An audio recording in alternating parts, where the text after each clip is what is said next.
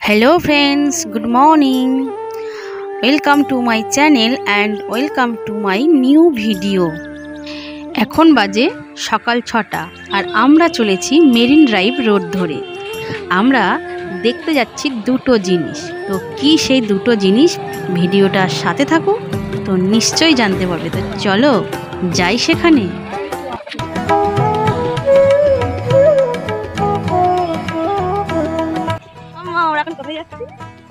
সমুদ্রে মাছ ধরা দেখতে নৌকায় করে মাছ আসছে, আর কি সানরাইজ দেখতে। কি দেখতে?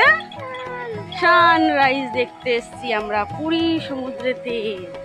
চলো সানরাইজ দেখি, তোমাদেরকে দেখাবো। এখন বাজে 6:10। তো সূর্য ওঠার টাইম হয়ে গেছে, কিন্তু যেহেতু কুয়াশা আছে তো ভালো বোঝা যাচ্ছে না।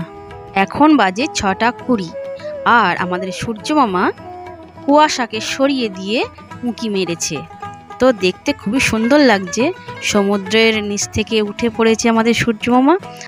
এবার দেখো ওই যে দূরে সমুদ্রের উপর দিয়ে ভেসে আসছে নৌকা, ওতেই করে মাঝিরা মাছ ধরে নিয়ে আসছে।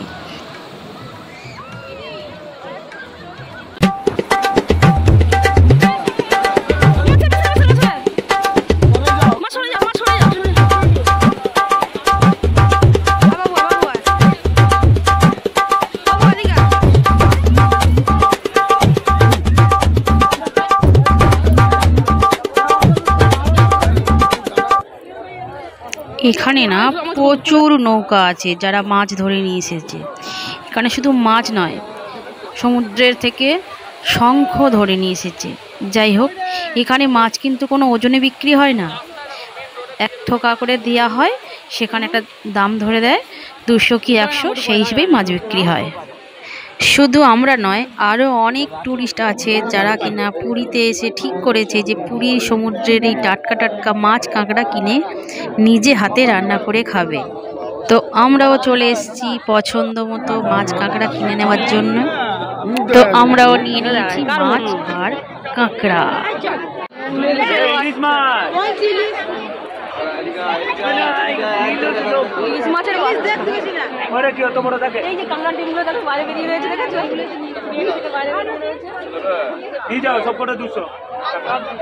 এই যে মাসিমারা বসে আছেন, এনারা মাছ কেটে দেন আর কিছু টাকাও নেন।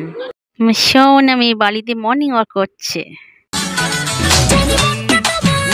ওই দেখো আসতে চাইছে না, আবার যাচ্ছে না কেন, যে ফটো তুলে দিতে হবে ওনাকে। তো আমরা চলে এসেছি হোটেলে, আর আমি আমার যা দুজনে মিলে রান্না শুরু করে দিয়েছি। এই দেখো এখানে এখন কাঁকড়া, সমুদ্রে কাঁকড়া ভাজা হচ্ছে, আর এখানে দেখো মাছ ভেজে রাখা আছে। মাছ ভাজতে ভাজতে অর্ধেক খেয়ে নিয়েছে, তাই সব অল্প হয়ে গেছে। রান্না হয়ে গেছে, এবার যাব সমুদ্রে। তো রান্না হয়ে গেছে আর আমরা এবার যাব স্নান করতে সমুদ্রে। আর আজকে আমাদের সাথে গোপাল সোনাও যাচ্ছে। তো চলো আজকে গোপাল সোনা স্নান করবে আমাদের সাথে, আর সমুদ্রে আমরা এনজয় করবো, সাথে তো গোপাল সোনাও এনজয় করবে। তো চলো যাই এনজয় করতে।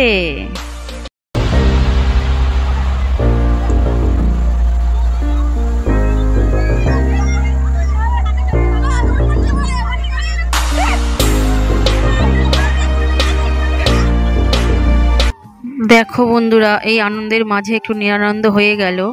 ও সমুদ্রের জলের ঢেউয়ে আনন্দ করতে গিয়ে বড় একটা অ্যাক্সিডেন্ট ঘটে গেল। ওই যে অনেক কেটে গেছে, ছিঁড়ে গেছে, ওর বুকে আঘাত হয়েছে, পিঠে আঘাত হয়েছে, কিন্তু ও যে প্রভু জগন্নাথের কৃপায় বেঁচে ফিরে এসেছে, এটাই আমাদের কাছে অনেক বড় ব্যাপার। প্রভু জগন্নাথের অসীম কৃপা। আর তোমাদেরকেও বলি, খুব সাবধানে সমুদ্র জলে আনন্দ করবে, যেন এরকম অ্যাক্সিডেন্ট কারণ না হয়। এর জন্য সবারই মন খারাপ হয়ে গেল।